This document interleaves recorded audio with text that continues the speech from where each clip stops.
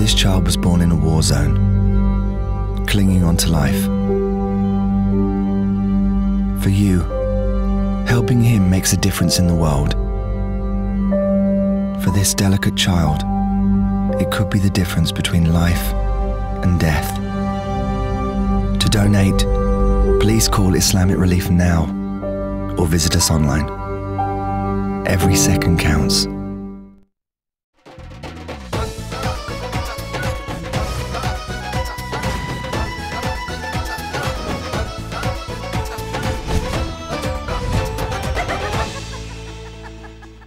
अस्सलाम वालेकुम ख़वातीन और हज़रात, अपने एक बहुत ही ख़ास मेहमान के साथ पेश खिदमत है आज का हस्बे हाल और मैं हूँ आपका मेज़बान जुनैद सलीम। शो में मेरा साथ देंगी नाजिया बेग और हम सबको बहुत अजीज़ी। अस्सलाम वालेकुम नाज़रीन। अस्सलाम वालेकुम नाज़रीन, अभी एक दो दिन पहले आपने ये खबर सुनी है और आपका सीना लाजमन पाकिस्तानी होने के नाते चौड़ा हो गया होगा कि हमारे एक बच्चे ने बीए में पहली पोजीशन हासिल की है। ये होता रहता है हर दफ़ा, हर साल, हर इम्तिहान में कोई ना कोई बच्चा पहली पोजीशन लेता है।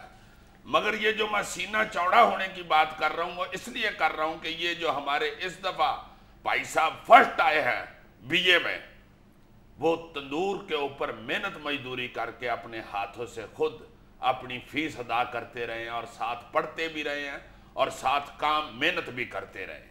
उनको हमने दावत दी है अपने प्रोग्राम को सजाने के लिए, इसकी इज्जत बढ़ाने के लिए, चूंकि ऐसे ही लोग अब रह गए हुए हैं जो इस मुल्क की और हमारी इज्जत बढ़ाएंगे। बाकी तो आप देख ही रहे हैं क्या हो रहा है। अस्सलाम वालेकुम जी मोहसिन साहब। वालेकुम सलाम। क्या हाल है जनाब? ठीक ठाक? अल्लाह का करम है, आप सुनाएं। अल्लाह अल्हम्दुलिल्लाह अल्हम्दुलिल्लाह। ये लोड शेडिंग में आप अंधेरे में भी देख लेते हैं, आपने पहली पोजीशन कैसे हासिल कर? बस अल्लाह का करम है, पाकिस्तानियों ने इसका इलाज भी तो कोई ढूंढ रखा है। जैसा कि इमरजेंसी लाइट है वो मुझे जो है ना इसमें हेल्प। इमरजेंसी लाइट में पढ़ते रहे? जी बिल्कुल। वाह वाह वाह वाह वाह। देखो ये रहा, इस तरह के लोग भी हैं। लोड शेडिंग से मत मारी गई हुई है सारी कौम की और उन्होंने देखो इमरजेंसी लाइट में पढ़ पढ़ के तो बीए में पहली पोजीशन हासिल की है।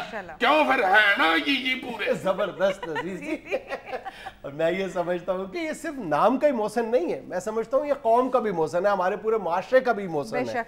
पिछले कई बरसों से जिस तरह हमारा मुल्क और हमारी कौम मायूसी के अंधेरों में डूबी हुई है, हर तरफ से हमें ताने सहने पड़ रहे हैं, तो इस तरह के जो उम्मीद के दिए हैं ये हमारा हौसला बढ़ा देते हैं, हमारा सीना चौड़ा कर देते हैं। और पिछले अल्लाह का ये भी बड़ा करम है कि जब मायूसियों की भी एक तरफ इंतहा है तो पिछले 2-4 बरसों के दौरान देखो कि तालीम के मैदान में अल्लाह ताला ने हमें कितने इस तरह के दिए दिए हैं जो जिनके रोशन होने से हमें यानी उम्मीद की किरणें नजर आई। मैं तो यार कहता हूं कि अपने सारे अगली नस्ल के बच्चों को ये बताने के लिए कि आप कुछ भी किसी भी हवाले से बड़ी तंगदस्ती में अल्लाह ना करे या बड़े मुश्किल हालात में भी कुछ ना कुछ कामयाबी ऐसी हासिल कर सकते हैं जिससे आपको फख्र होने लगे। ये उस हवाले से अपने बच्चों को बताने के लिए मोहसिन साहब से मैं ये पूछना चाह रहा हूँ कि जनाब आप तंदूर पे रोटियां लगाने का काम भी साथ करते थे, साथ पढ़ते भी थे, तो कितनी देर ड्यूटी देते थे वहां पे?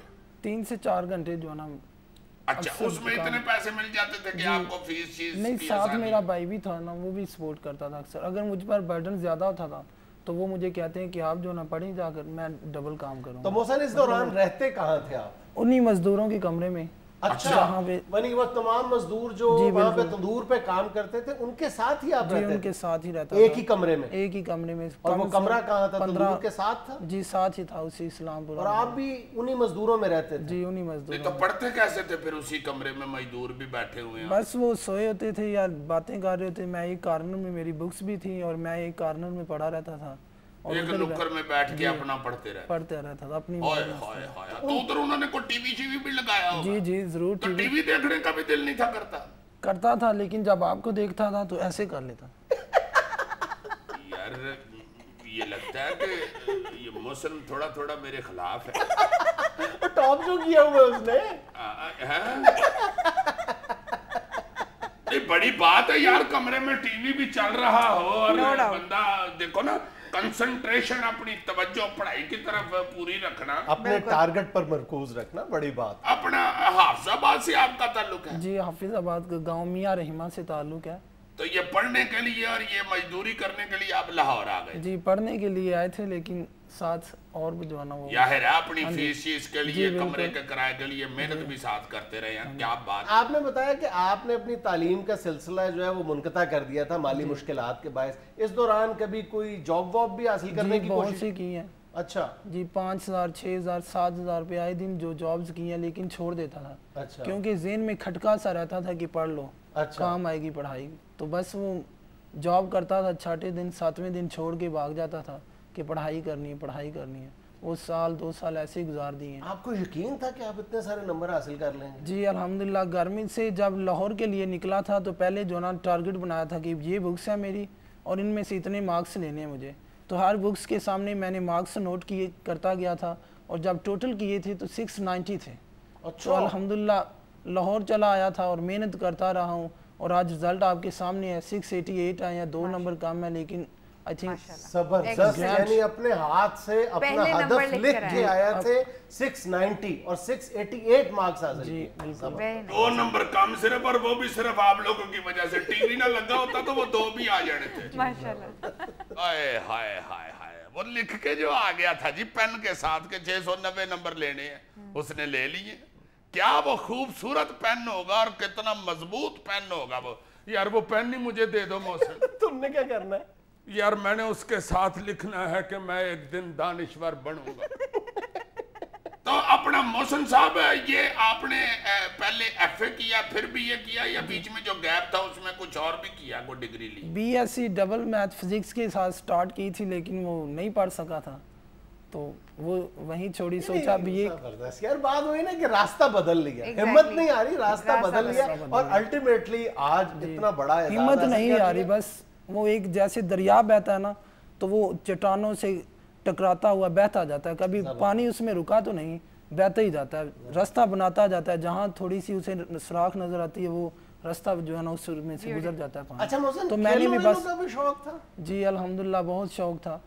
मैट्रिक में क्रिकेट खेली थी, फुटबॉल खेली थी, लेकिन जब कॉलेज में गया तो वहाँ बास्केटबॉल और हैंडबॉल खेली थी। अच्छा। और अल्हम्दुलिल्लाह हैंडबॉल में जो है ना वो बास्केटबॉल दोनों में मैं 2 दफ़ा पंजाब में गोल्ड मेडलिस्ट था टेफ्टा बोर्ड की तरफ से। अच्छा। और पाकिस्तान में जो है ना पूरे में मैं सिल्वर मेडलिस्ट था। वो 3rd पोजीशन आई थी मेरी। नहीं तो इतने अच्छे स्पोर्ट्समैन होने की वजह से तो आपको कोई नौकरी भी मिल सकती थी। जी बिल्कुल, वापड़ा में हुई थी, लेकिन वो साथ जो है ना ब्राइब मांगते थे, रिश्वत मांगते थे। स्पोर्ट्स बेस पे नौकरी देने के लिए वापड़ा वाले रिश्वत मांगते। कितनी रिश्वत मांगते थे? 2 लाख। 2 लाख। लेकिन मेरे लिए तो 2000 भी जो है ना वो इम्पॉसिबल था। बस देख लो फिर तुम्हारी बादुआ से ही उनकी बिजली भी मुक गई है।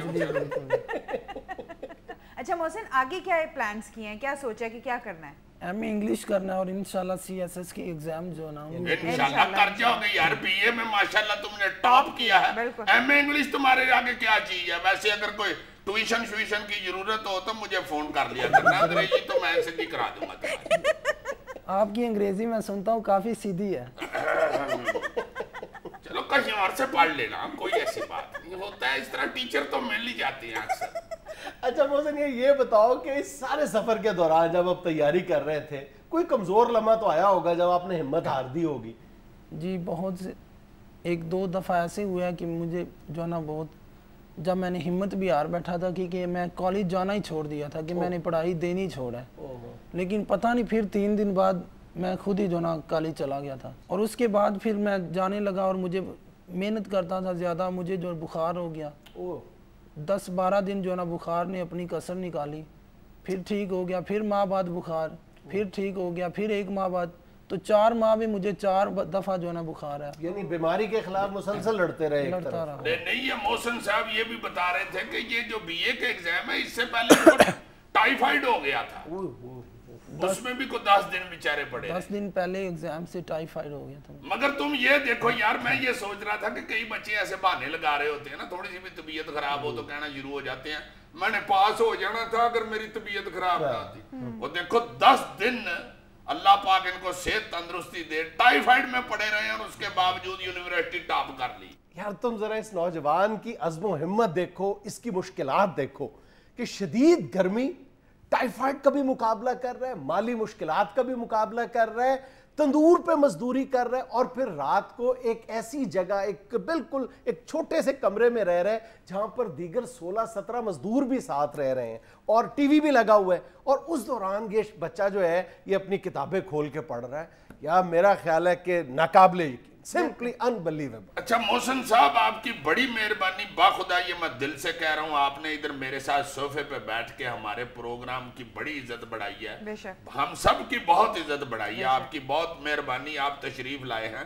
हमारे प्रोग्राम का फॉर्मेट इस तरह का होता है, मेहमान आते नहीं अक्सर, तो आप जैसे बंदे को बुलाना हमारे लिए बड़ा फख्र है और बड़ा एजाज की बात है। जाते जाते यार प्लीज कोई ऐसी बात भी कर दें जो हमारे बच्चों के लिए भी नसीहत हो और उनका भी हौसला बढ़े पढ़ाई के लिए। बच्चों को जो है ना अपना जज्बा जवान रखना चाहिए और हर वक्त जो जिस तरह पानी हरकत में रहता है ना, इस तरह हरकत में रहना चाहिए। जैसा कि इकबाल फारसी में कहता है, दर ई दरिया चू मौज बेकरार हूँ, गर खुद न पेचम नेस्तम मन।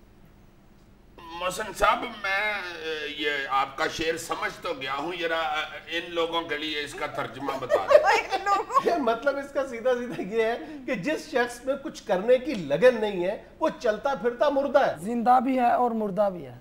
या अल्लाह खैर, बस करें, अब डराने वाली बात इतना करें। मैं समझ गया हूँ अल्लाह के फजल से, इंशाल्लाह अब मैं भी मेहनत किया करूंगा। नाज़रीन, यहाँ में लेना एक छोटा सा वक्फा, हमारे साथ रहिएगा।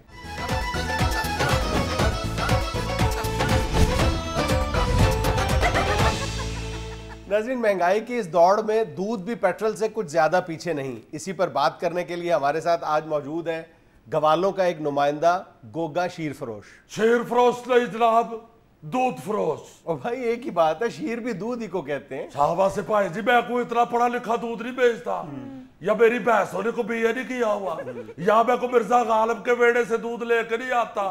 देखा जो शीर खा के कभी गाह की तरफ अपनी ही भैंसों से मुलाकात हो गई, जा जाके पा डाले यार।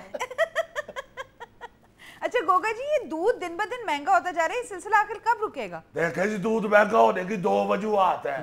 पहली वजह तो ये है कि मैं पत्तों की से बाई एयर दूध लेके आता हूँ। अच्छा। बाई एयर दूध? हाँ जी, डबल बाई एयर। एक तो बड़ा त्यारे पे आता है, दूसरा उसकी छत पे रखा होता है।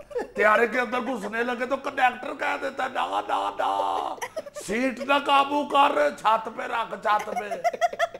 और दूसरा बड़ा मसला ये है कि ग्वालों की शार्टेज हो गई है। पौने गुजरों पे तो फिल्में बन गई हुई है, वो थोड़ी फिल्म बनी है। हाय गुजर दा खड़ाक, सिद्धी गुजर, अथरा गुजर, वैशी गुजर, फुल गुजर, हाफ गुजर, चन्न गुजर,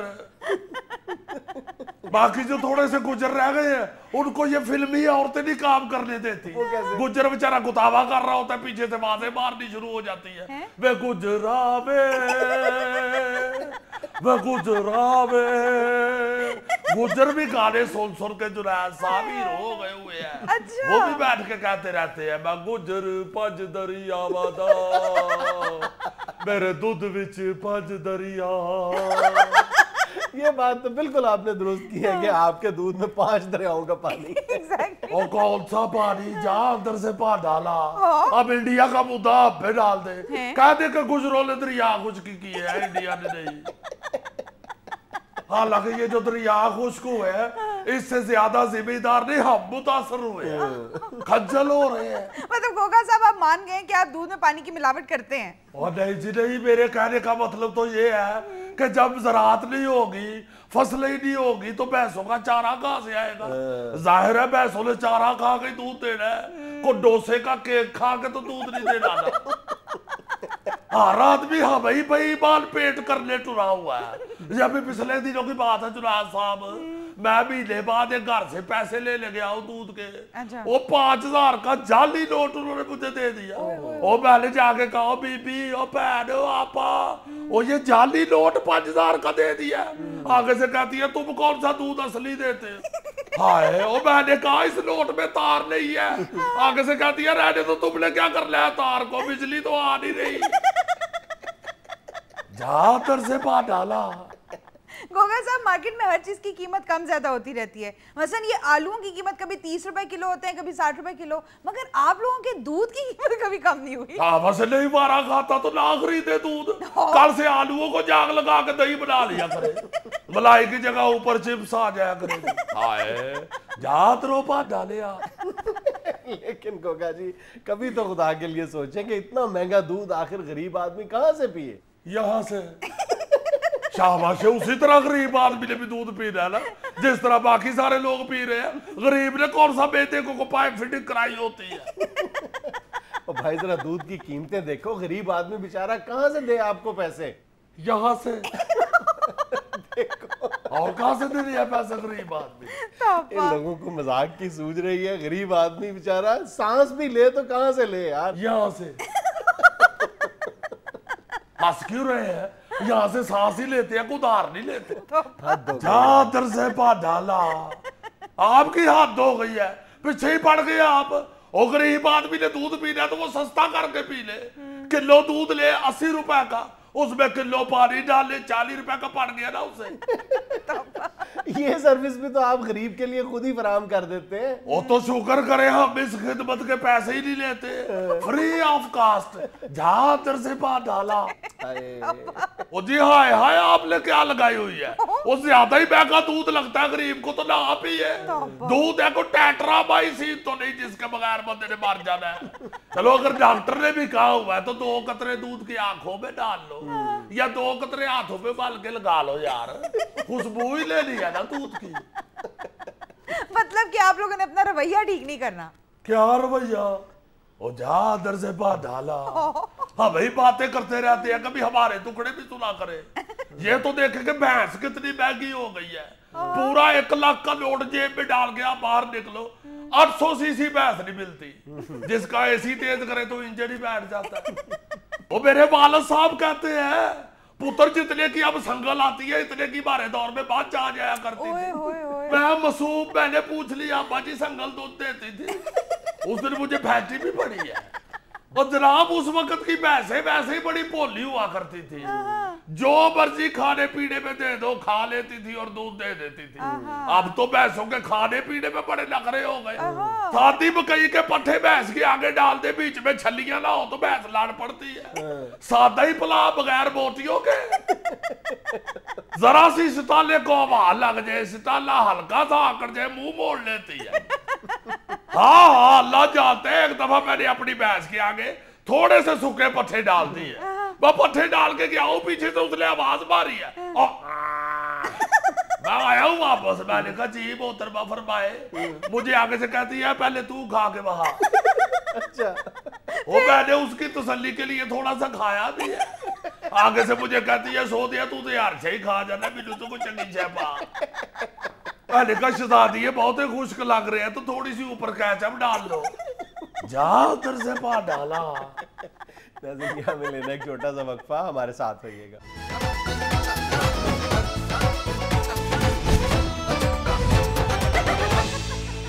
कोयटा में काबीना कमेटी के अरकान की प्रेस कॉन्फ्रेंस के पीछे बैनर पर राजा परवेज अशरफ की बजाय साबिक वजीर आजम यूसुफ रजा गिलानी की तस्वीर नुमाया रही। हाय हाय हाय हाय, मैं सदके जाऊं अपने मुर्शद के। वाह वाह मेरे मुर्शद, वाह वाह। देखो जरा देखो, मेरा मुर्शद आज तक पेंटरों के बुरशों से नहीं निकल सका। ना बुरशों से निकला है, ना रंग वाले डब्बों से निकला है। हाँ अलबत्ता टोकन वाले डब्बों से निकल गया हो तो मैं कुछ कह नहीं सकता। यार तुम अब ये तस्लीम कर लो कि तुम्हारा मुर्शद हर जगह से निकल चुका है। यार मेहनत कर, हसद ना कर। मेरा मुर्शद आज तक ना शायरों के शेरों से निकला है, ना रेडी के बेरों से निकला है, ना शहरों के फेरों से निकला है, ना गाड़ी के गेरों से निकला है। कुदरत के इशारे हैं, इन्हें समझो। देखो पेंटर ने राजा परवेज अशरफ की फोटो बनाई तो बन मेरे मुर्शद की गई, अमल सदके जाऊं अपने मुर्शद के। तुम्हें पता है जब Mohammad Ali film star hit थे उस वक्त पेंटर आंखें बंद करके मोहम्मद अली की फोटो बना देते थे। अच्छा। बनाते किसी और एक्टर की थे, मानो मोहम्मद अली की जाती थी। फिर सुल्तान राय का दौर आया, उसके साथ भी यही हुआ। बनाते मुस्तफा टिंड की थे बानो में सुल्तान राय की जाती थी, बल्कि हीरोइन की फोटो भी पेंटर बनाते थे तो सुल्तान राय की बन जाती थी। मुझे अच्छी तरह याद है कि फिल्म के बोर्ड के ऊपर मुमताज की फोटो बनाई पेंटर ने, यहां तक मुमताज की फोटो बनाई, यहां आके उसे पता नहीं क्या हुआ, ऊपर सुल्तान राय का मुंह बना दिया। सुल्तान राय बोर्ड पे ऐसे खड़ा था। वो टिकट बिकी उस फिल्म की, वो टिकट बिकी यार सुल्तान राय किसी नवे करैक्टर में। वाह वाह वाह वाह वाह। यही हुआ मेरे मुर्शद के साथ भी। राजे परवेज अशरफ की फोटो बनाई है पेंटर ने, बन मेरे मुर्शद की गई है। वो क्या शायर कहता है कि फेरी जो रेत पे हमने यूं ही उंगलियां, देखा जो गौर से तो तेरी तस्वीर बन गई। मैं पुम्मा मेरे मुर्शद, अभी भी वक्त है, मेरे मुर्शद की कदर कर लो, ले आओ वापस मेरे मुर्शद को। कैसे वापस ले हैं? यार किसी सियाने सियासतदान से बात करके देख लो, हलाला हो सकता है तो वही करा के वापस ले आओ। मगरबी ताकतें इस्लाहात के नाम पर दूसरे ममालिक में मुदाखलत कर रही हैं। ईरान के सदर अहमदी नैयाद 100% दुरुस्त डायग्नोज किया। हाँ बिल्कुल ठीक कर रहे हैं चाचा अहमद नियाज साहब। ये मगरबी ताकतें जो है इनका तो उस चबल चौधरी वाला साहब है जो पिंड की गली में जाता जाता है मैं अंदरों में चातियां मार रहा होता है, की करन रहे हो? अच्छा त्या बकरे दे अंदर बन छे बाहर में खलोते हैं। भाई बकरा किसी का, बांधना किसी ने है, तुम बकरे के फुफड़ लगते हो। हाँ जैसे ये मगरबी ताकतें दूसरे मुल्कों के कानून बदलने टुरे हुए हैं, इसी तरह वो चोरी भी कर रहा होता है। आ भैन मेरी आ मुंडा पिंडो बाहर ना भी आ मैं तेन कहन दे एक गल ना तेरे वास्ते चंगी है ना साडे वास्ते चंगी है। भाई बंदा पूछे अगर तुमने खुद अपनी बच्ची का रिश्ता देना है तो भैन अपनी नाल गल भी कर, वरना मुंडा किसी का, रिश्ता किसी का, तुम बीच में कुड़ी के चाचे लगते हो। छोटी छोटी बातों में टांग अड़ा रहे होते हैं। गोभी पकाउन डे हो विच अदरक पा लेना, पेट वास्ते चंगा होता है। भाई गोभी किसी की, पेट किसी का, तुम पूरे पिंड के कीम लगे हुए। इसे कहते हैं poking the nose in everything. नहीं मेरे भाई, ये बड़ी ताकतें ऐसे ही नहीं टांग अड़ाती, इन्हें कुछ नजर आता है जहां पे वहीं टांग अड़ाते हैं। Exactly. अब बर्मा में क्यों नहीं नजर आ रहा है इन्हें कुछ? अब बिल्कुल ठीक है तुम्हारी बात, देख लो बर्मा में हजारों लोग मर रहे हैं, उधर कोई नहीं ध्यान दे। अच्छा तुम ये देखो कि कल तक जो लोग ये ताना देते थे कि बर्मा के हवाले से सिर्फ पाकिस्तान के पेट में क्यों मरोड़ उठते हैं, बाकी उम्मत मुस्लिमा तो खामोश है, आज उनको नजर नहीं आता कि बर्मा की गलियों और बाजारों में जिस तरह तुर्क वजीर खारजा और वहाँ की वजीर आजम की अहलिया ने वहाँ के बर्मा के अवाम के साथ उनका दुख दर्द बांटा है, उनको तसल्ली दी है, उनको इमदाद पहुंचाई है, उनको वो लोग नजर नहीं आए। हाँ यो खातूने अव्वल जो है तुर्की की, वो बेचारी उधर खवातीन के साथ मिल मिल के अफसोस कर रही हैं, रो रही हैं बेचारी। स्टेट बैंक ने तमाम बैंकों को एटीएम दुरुस्त करने और ईद पर करेंसी का वाफिर स्टॉक रखने की हिदायत कर दी। हर साल स्टेट बैंक इनको हिदायत देता है और हर साल ये हालत होती है एटीएम मशीनों की। ईद को क्या यार, चांद रात से पहले पहले सारी मशीनें खाली हो जाती। ईद वाले दिन तो एटीएम मशीन को अगर हाथ लगाए तो आगे से बड़ी वो बदतमीजी करती है। कई मशीनें तो ऐसी लगी हुई है वो कई कई महीनों से पैसे शैसे क्या उनसे निकलने हैं, उनमें से चूचे निकल आए। कार्ड मशीन में दे तो अंदर से चूचा ठूंगा मारता है।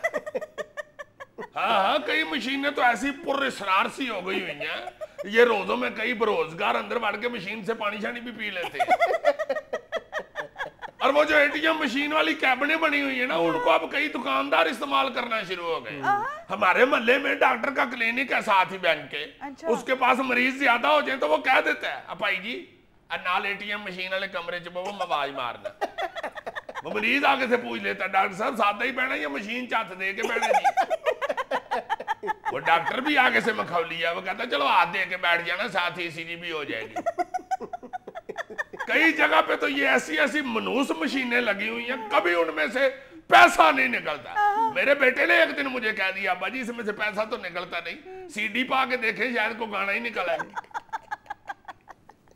दुनिया न्यूज की खबर पर एक्शन, अफ्तारी का सामान जमा करने वाला सब इंस्पेक्टर मुअत्तल। ओहो मीडिया वाले तुसी जिदे मगर पै जे बोलो ओदी जान नहीं छड़दे तुसी।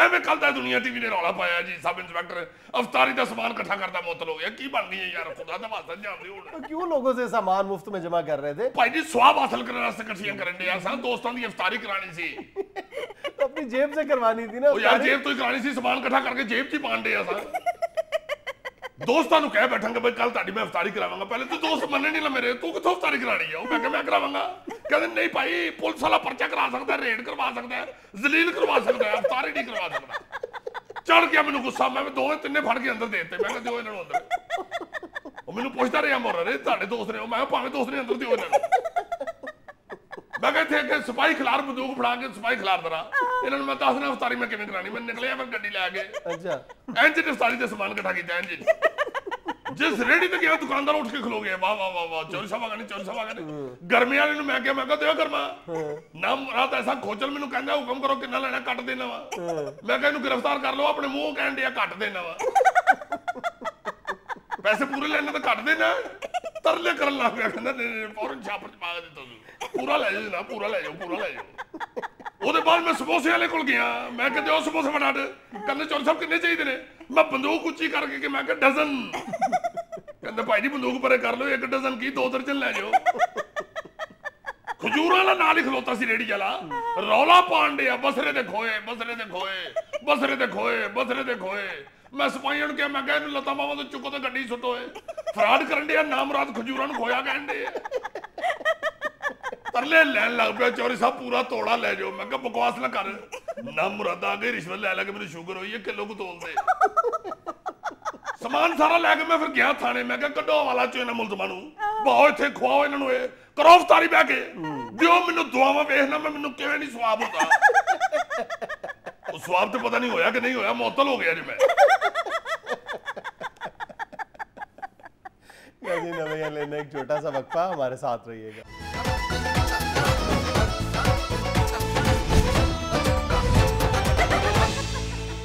यार खुदा के वास्ते जाने दो ये लम्हा फिक्रिया प्रोग्राम से निकाल ही दो रहने दो क्यों बाबा यार कोई जरूरत नहीं है इसका फायदा ही कोई नहीं होता ये लम्हा फिक्रिया तो इसलिए हमने बनाया था सेगमेंट कि हमको लोगों के या आवाम के बेचारी के मस्कीन के मसाइल सुनाया करेंगे किसी का कोई भला हो जाएगा कोई नोटिस लेगा जब कोई नोटिस ही नहीं लेता ना हुक्मरान इसमें तवज्जो देते हैं तो क्या जरूरत है लम्हा फिक्रिया करने तुमसे किसने कहा कि नोटिस नहीं लेते कई दफा हमने जिक्र किया है हुकाम ने उसका नोटिस लिया सूरत हाल बेहतर बनाई है यार ये जो तुम उठा के ले आए पलंदा सारा तहकीक करके इस बात का तो किसी ने नोटिस नहीं था ना लिया सारा मैंने सुनाया था पहले भी अजीज साहब कौन सी बात सुनाई थी और किस बात का नोटिस लिया था अल्लाह लो के मैंने एक प्रोग्राम में कोई हफ्ता पहले ये नहीं था बताया कि जना अस्पताल की एंजियोग्राफी की मशीन खराब हुई बिल्कुल बिल्कुल 16-16.5 करोड़ रुपए की मशीनरी आती है वो और इसी तरह ये मेयो अस्पताल की भी एंजियोग्राफी की मशीनरी खराब पड़ी हुई है वो भी 16-16.5 करोड़ उसकी कीमत है कोई उसको ठीक कराने की तरफ तवज्जो नहीं दे रहा ना कोई हुक्मरान तवज्जो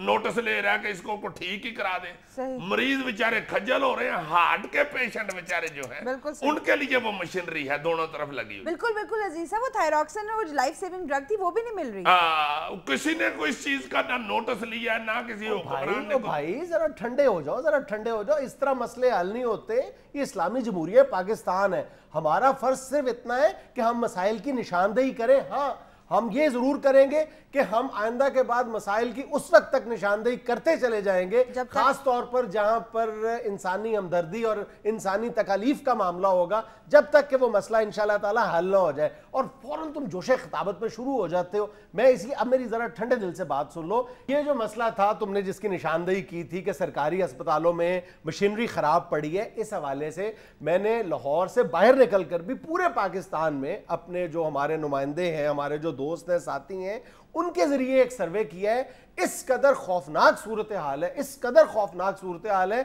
कि करोड़ों नहीं अरबों रुपए की सरकारी अस्पतालों में मशीनरी खराब पड़ी है और उनकी मुरम्मत पर चंद लाख रुपए दरकार है उनकी मुरम्मत के लिए लेकिन वो चंद लाख रुपए जो हैं वो हमारी गरीब आवाम की किस्मत में नहीं है मशीनरी खराब पड़ी है उनको सेहत की सहूलतों से महरूम रखा जा रहा है और शहर शहर जिला जिला सूबा सूबा तमाम एक ही मसला यहां पर दरपेश है कि जनाब कोई तवज्जो ही नहीं दे रहा कोई पुरसाने हाल किस लिए नहीं दे रहा तुम्हें पता है ये जितने भी टेस्ट की मशीनरी है ना ये जो मरीज चेक करने वाली मशीनरी है मुख्तलिफ टेस्ट जिनसे होते हैं ये हजारों रुपए लेके लोग टेस्ट करते हैं, ये जो प्राइवेट मशीनें लगा के बैठे हुए हैं, ये जो प्राइवेट मशीनें और प्राइवेट अस्पताल लगा के बैठे हुए हैं, ये इन सरकारी अहलकारों को बकायदा मंथलियां देते हैं। सबसे बड़ा इल्जाम यही है, सबसे ज्यादा जो इल्जाम क्या है ये बात, वरना हो सकता है ये। फिर ये बात तो तय है ना कि आइंदा जो भी सरकारी अस्पताल जिसमें सरकारी मशीनरी खराब पड़ी है और एक अरसे से खराब पड़ी है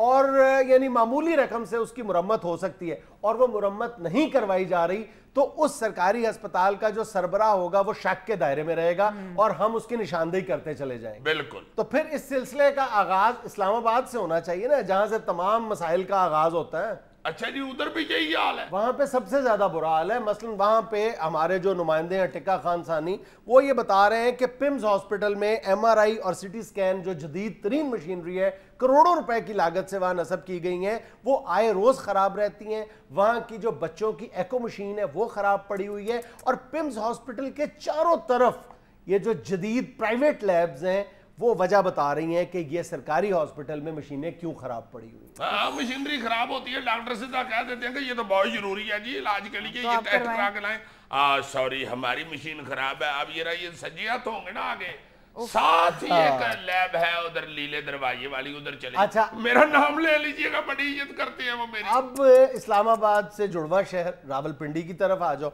वहां का आलम यह है कि वहां का सबसे बड़ा हॉली फैमिली हॉस्पिटल है।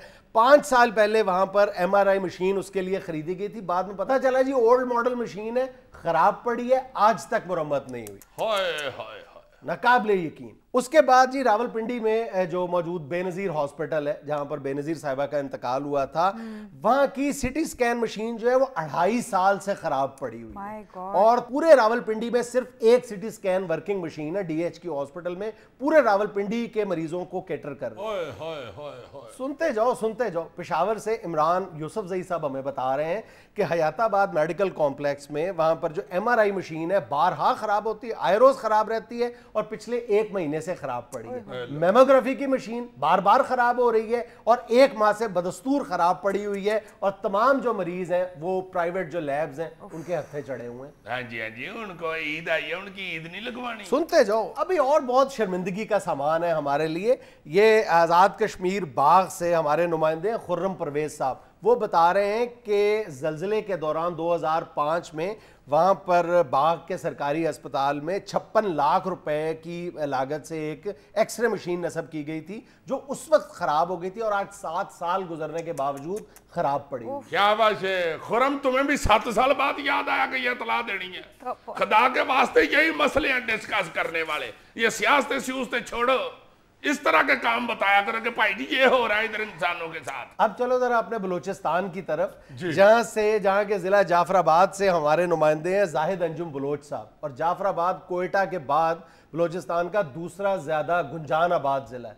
वहां की हालत यह है कि जदीद एक्सरे मशीन से लेकर एम्बुलेंसेस तक करोड़ों रुपए मालियत की मशीनरी है एक डिस्ट्रिक्ट हॉस्पिटल में और जिनकी मुरम्मत के लिए चंद हजार रुपए दरकार है। कई महीने कई साल गुजर गए, ये मशीनरी खराब पड़ी। अच्छा, अभी तो मैंने तुम्हें सिर्फ चंद अजला की एक मामूली सी झलक दिखाई है ना, कुछ अजला की। अगले हफ्ते इंशाल्लाह कोशिश करेंगे कि सिंध और पंजाब की हमारे जो सीनियर साथी हैं और नुमाइंदगान के जो इंचार्ज हैं मियाँ गफ्फार साहब, उन्होंने बहुत ही होशरुबा किस्म के स्टैटिस्टिक्स इकट्ठे किए इस हवाले से, वो अगले हफ्ते इंशाल्लाह हम डिस्कस करेंगे और करते चले जाएंगे। और यार मुझे तो ये जना अस्पताल और मियो अस्पताल इन से निकल रहा है यार, इन ज्योग्राफी मशीनें खराब पड़ी। और यकीन करो कि अक्सर ऐसी मशीनरी खराब पड़ी हुई है जिनमें 20-20 रुपए का एक फ्यूज लगना है और लेकिन कई माह गुजर गए, यहीं से इनकी बदनीयती जाहिर होती है। हाय हाय हाय, मैं तो तमाम सूबों के वज़राए आला साहब से हाथ जोड़ के ये गुजारिश करूंगा, खुदा के वास्ते ये बहुत बड़ा सवाब है और ये बड़ा जरूरी काम है। ये अस्पतालों की जो करोड़ों की मशीनरियां खराब पड़ी हुई हैं, जरा चेक तो करें कि ये किस लिए खराब पड़ी हुई हैं और इनकी तरफ क्यों नहीं तवज्जो दी जा रही। ये बेचारे मजलूम लोग जो वहां पे इलाज मुआवजे के लिए जाते हैं और बसों से और पता नहीं रेलगाड़ियों पे बैठ के 2-2, 3-3 घंटे का सफर करके जो अस्पतालों में पहुंचते हैं और उनको कह दिया जाता है कि मशीन खराब है, इसके पीछे किसका हाथ है? जरा तवज्जो दें खुदा के वास्ते। नाज़रीन में लेना एक छोटा सा वक्फा, हमारे साथ रहिएगा।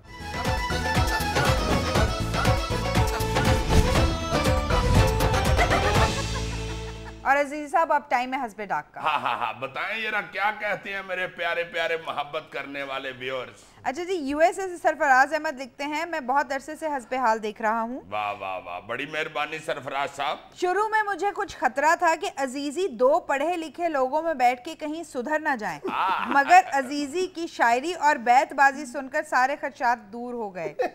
बहुत अच्छे यार, तुम अमेरिका में बैठ के सिर्फ ये का हिसाब करते रहते हो। पहले बड़ा शुक्रिया शुक्रिया कह रहे थे। हाँ तो कुछ कहे भी तो।